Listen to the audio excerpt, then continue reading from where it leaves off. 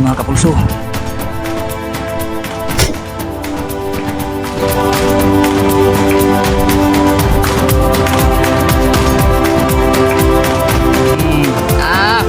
Fresh na fresh yan mga kapulso. Wala nang hugas-hugas yan. Mas masarap yung tukmo pag hindi mo nahugasan. Nag-uwil-uwil yan. Balon-balon na no. Ano, sarap yun.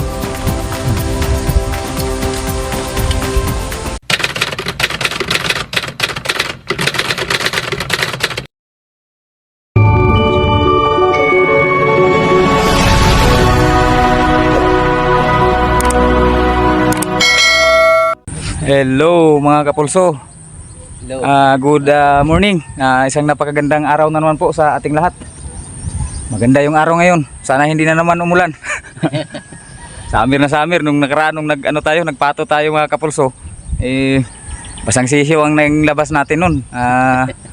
Ayos lang din naman at nakapang-ulam pa rin tayo nung mga panahon na yon. Kumusta pa pula kayong lahat mga kapulso? Nadiretso na yung salita natin ba? Sana'y nasa mabuting kalagayan po kayong lahat sa ating mga kaibigan dito sa YouTube, sa lahat ng ating mga solid supporters, ating mga sponsors. Maraming salamat po sa inyong lahat, sa inyong suporta mga kapulso. Andito po pala tayo ngayon sa dito lang din sa malapit to mga kapulso. Malapit dun sa ating pinistuhan ng nakaraan na maraming uwis mga kapulso. Sa may unahan lang kami.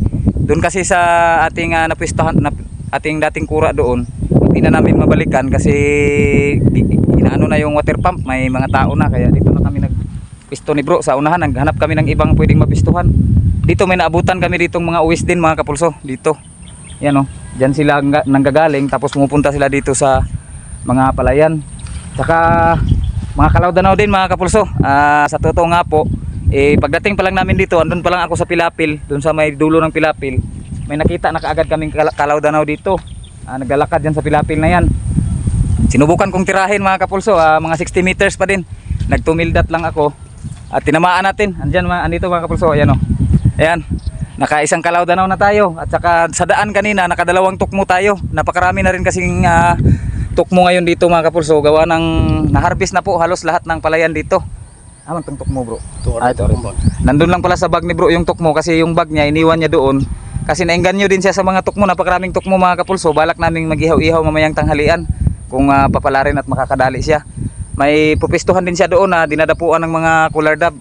Bali maghihiwalay muna kami ngayon mga kapulso. Ayan yung ating taguan mga kapulso. May lumilipad-lipad na mga kapulso. Ayan mallard. Nag-iisa lang. Ayan.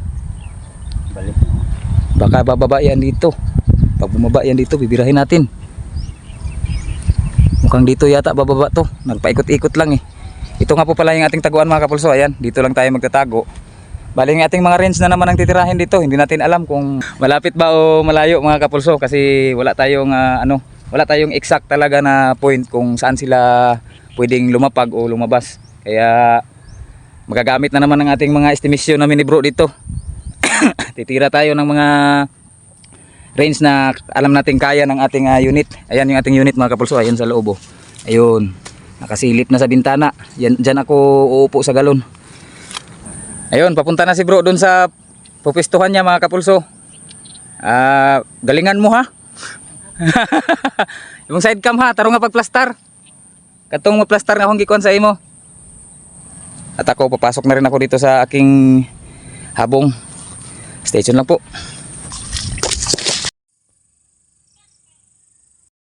Hello mga kapulso. Niya ako sa tukmo nga akong tirahan mga kapulso. Mga kulardab.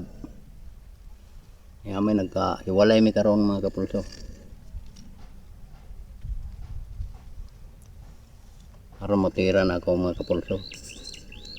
Pensyon lang mga kapulso. Kapulso may kulardab sa wire mga kapulso. Bibirahin natin.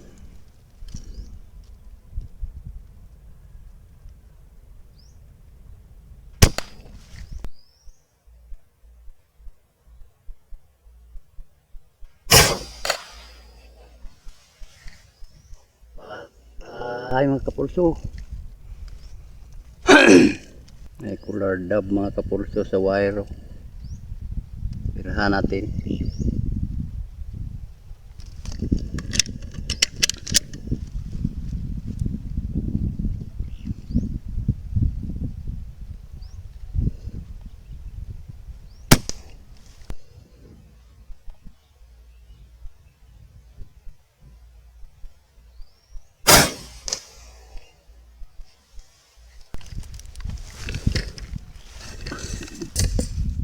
Lardab na sa lubi.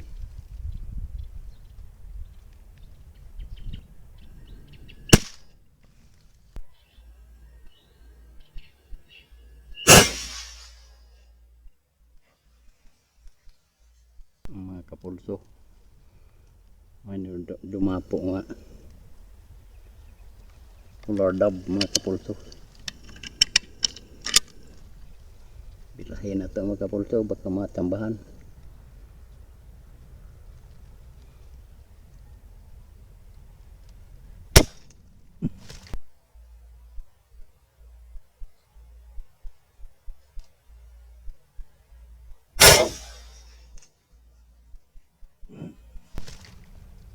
Lug mga kapulso.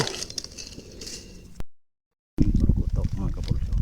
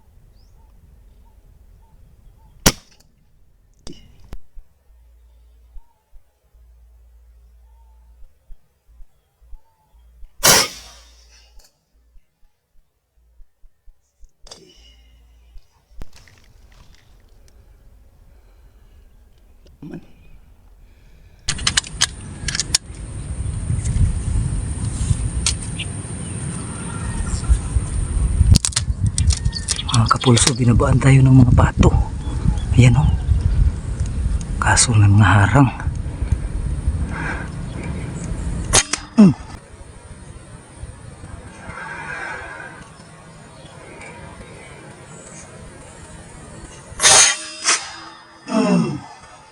Patay mga kapulso.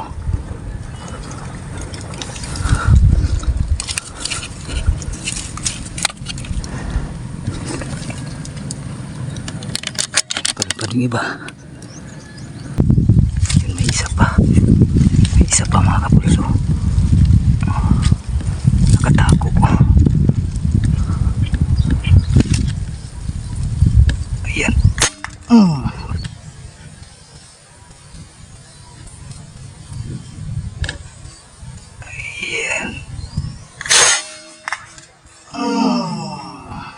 Patay na naman mga kapulso.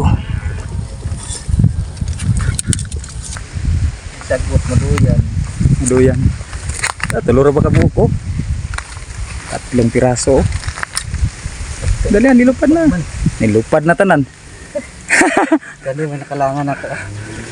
Balik. Lumipad mga kapulso. Andito nga pala kami ngayon sa mga kapulso, sa gilid lang ng palayan. Mag-iihaw kami. Iihawin namin yung mga nadali ni bro para iulam sa tanghalian. Mag-iihaw kami ng bali 6 na pirasong tukmo.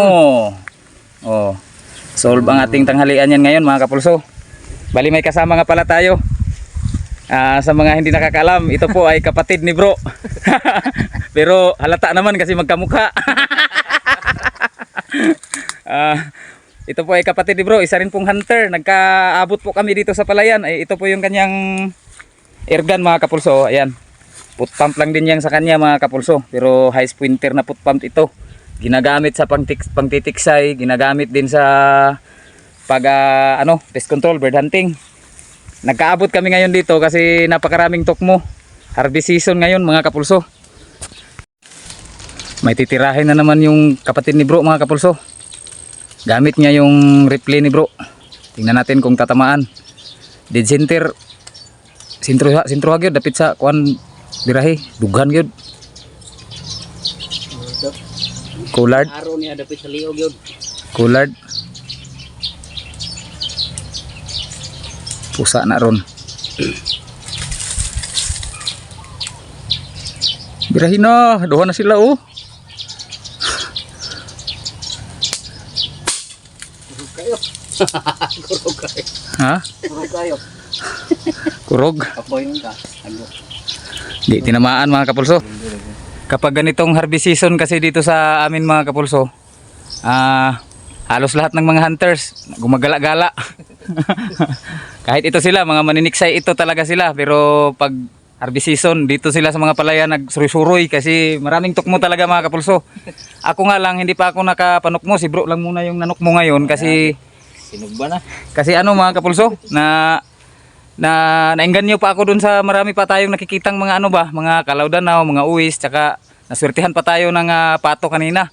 Kaso lang, yung ating patong nahuli, isa lang. Ayan na mga kapulso, yung isa kasi mga kapulso, yung lalaki, nawala. Grabing paghahanap ko dyan sa palayan na yan. Hindi naman nakalipad yun. Siguro sabi ni Sangay, Dudong din kasi pangalan nito mga kapulso. Sabi ni Sangay, pinakita ko yung video niya, yung kuha sa scope, na balian lang daw ng pakpak, taka nakatakbo daw kasi yung mga pato daw kasi talaga pag nabali lang yung pakpak, napakabilis tumakbo niyan. Okay lang siguro kung malinis ito dito, hindi malinis mga kapulso, masusukal kaya hindi na natin makita. Ayos lang din, bali dalawa lang yung ating naputukan doon sa ating taguan. Ito yung nadali natin kanina nung papunta pa lang tayo, hindi pa tayo nakagawa ng taguan, nakatira na tayo niyan, long range. Kaso lang di natin na-video kasi yung side cam ko hindi ko pa na-set up. Ito na po pala yung ating mga mga kapulso.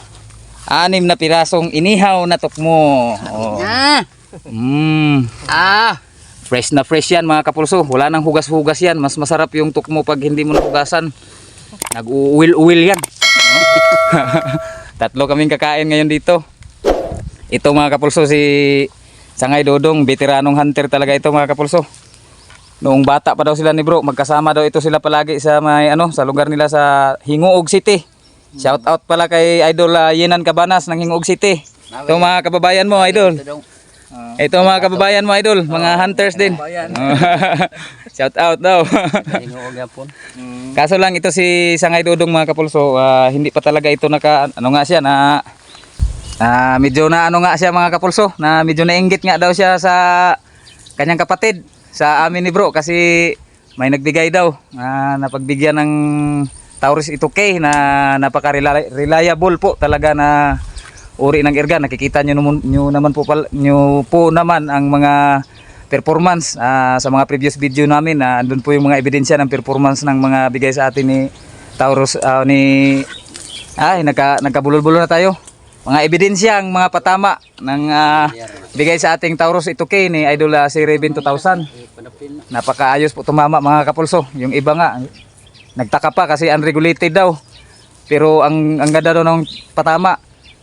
Kahit unregulated po kasi ito mga kapulso, sa mga hindi po nakakaalam, bago ko po ito isiniro, nagtutuning po talaga ako. Nung nakaraang araw nga, nung nasira ito, dinismantol ko lahat kasi may troubleshoot ako sa kanya kasi nagsingaw nga siya. Pagkatapos no, napakatagal ko pang matapos mga kapulso, mag-tuning. Kahit tanungin nyo si bro, nung mga kapulso, nang sinirte tayo ba, kahapon ba, inabot talaga ako ng tanghali sa pagtutuning sa kanya bago ko nahuli ulit yung kanyang magandang groupings. Ganyan po talaga ang diskarte dito sa Taurus ito K para makuha nyo yung magandang patama. Para sa mga kaibigan po natin dyan na Taurus ito K din po ang kanilang mga unit. Kailangan lang po ng tuning yung mga unit ninyo mga kapulso, mga idol, kasi unregulated po kasi itong unit natin. Kung wala sa tamang tuning, wala sa tamang palo yung ating hammer, hindi talaga maganda ang tama ng ating airgun. Yan mga kapulso, luto na. Kain na kami. 6 na piraso, puro kulard mga kapulso. Sama to itong suka. Bali, itong 4 mga kapulso, ito yung dali ni bro dito. Konting oras lang yun. Kasi dumating tayo dito kanina, mga alas 9:30 na yun. Kasi napagod talaga kami sa lakad namin kahapon. Ang layo kasi ng nilakad namin ni bro. Tapos, kaninang umaga, habang papunta pa tayo dito, nandun pa lang sa daan, nakatira na kaagad ako ng dalawang cooler din, kaya naging 6 itong ating dali. Baka kasi magtaka kayo, apat lang yung putok ni bro kanina na may pat na tumama. Tapos naging 6 yung putok mo. Hindi na sa akin yun. Kain po tayo mga kapulso. Mga kapulso. Waging suka, kaya para kami ang kuwan. Sili mga kapulso, walang problema sa sili. Maraming sili dito sa paligid. Kumuha lang si Sangay dyan sa likod ng kamera natin. Ako dito. Meron din dito. Marami.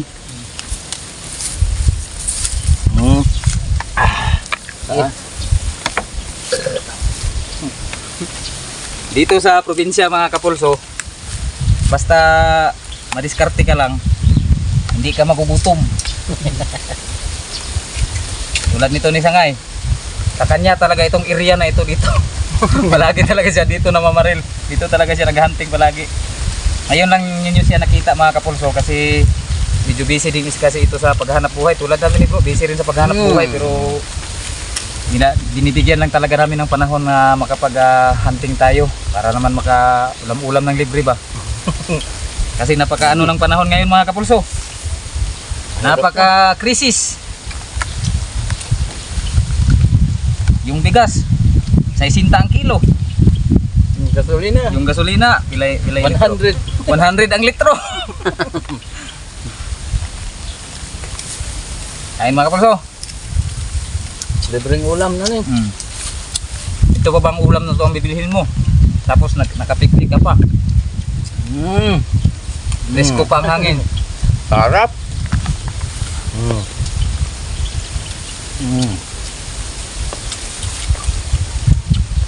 Balon-balunan no? Marami, sarap yun.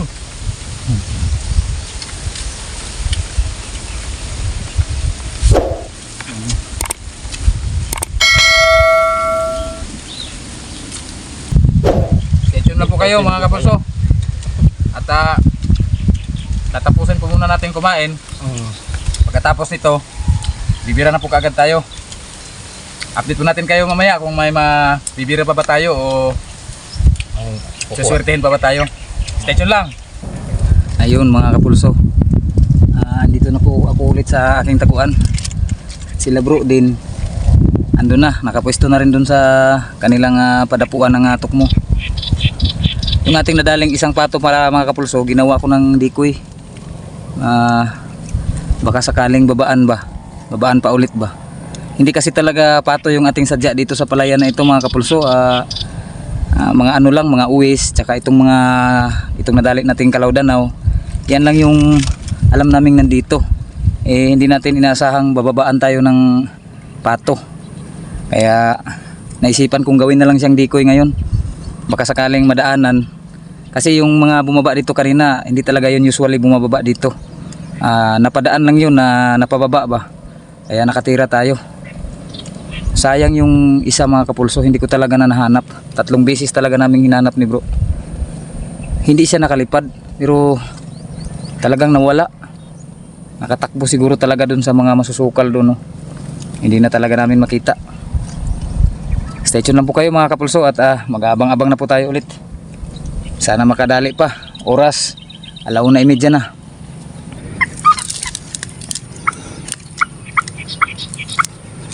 Tikling mga kapulso.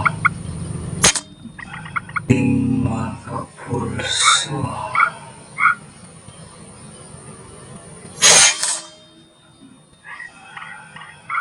Patay. May bumabang kurukutok dito mga kapulso sa likod ko.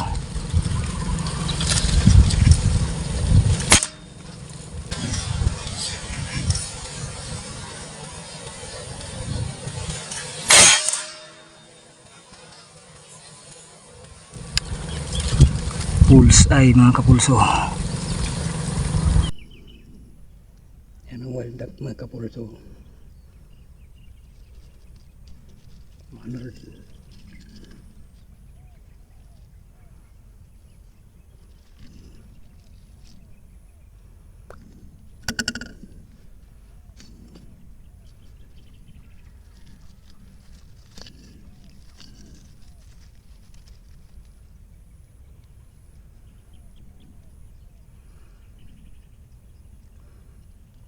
Malard.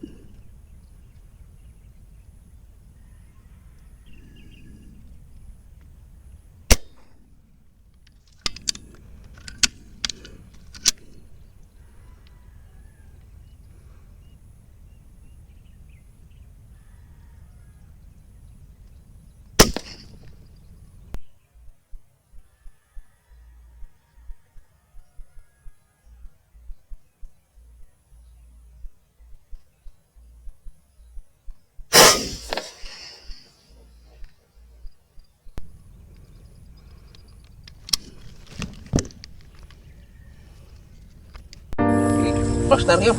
Mga kapulso, inulan na naman kami. Nulat na naman kami. Pero ako lang nabasa, sila hindi. Kasi nakaano sila dyan mga kapulso sa kubo na yan, oh. Oo. May kubo kasi dito malapit sa napistuhan nila. Dito lang kasi sila pumisto. Kaya nakatakbo agad sila doon. Ako andun sa gitna. Marami pang ililigpit kaya wala na talaga. Doon na lang talaga ako nung parang sisiw na lang ganun ba. Kaya ka bro, tawag ka na ko. Tapos yung mga natira natin, yun lang talaga mga kapulso, hindi na nadagdagan. Pero si bro ang bumawi ngayon, oh. Tingnan nyo. Kanina nakadali siya ng 4 na polar dab. Tapos nakatama din siya ng ngayon lang to mga kapulso. May video ito. Ipapakita na nakita nyo na. Inedit ko na.